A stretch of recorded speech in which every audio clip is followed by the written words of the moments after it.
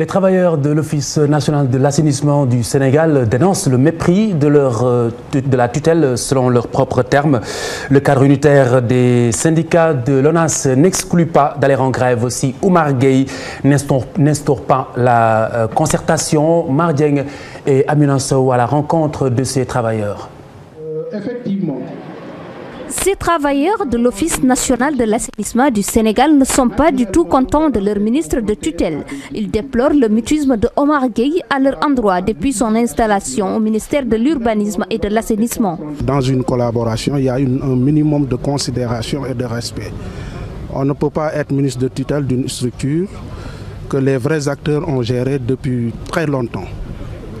Tu viens, tu n'as même pas eu la courtoisie de prendre contact avec tes collaborateurs. Parce que nous ne sommes que ses collaborateurs. Il ne fait qu'assurer la tutelle, premièrement.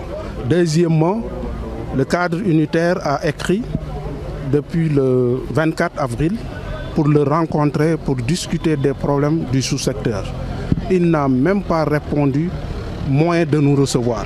Le cadre unitaire des syndicats de l'ONAS ne compte pas baisser les bras. Des actions sont en vue. Si nous ne serons pas impliqués, nous prendrons toutes nos responsabilités et nous n'excluons pas d'aller en grève parce qu'un préavis de grève est en cours.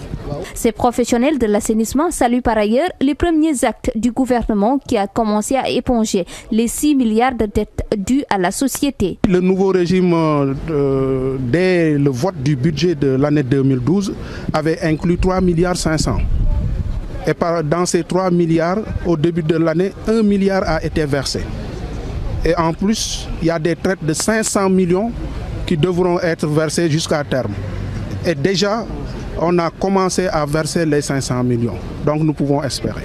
Les travailleurs de l'Office national de l'assainissement du Sénégal exigent par ailleurs de leur ministre de tutelle une implication dans le projet de réforme institutionnelle de l'hydraulique urbaine et de l'assainissement.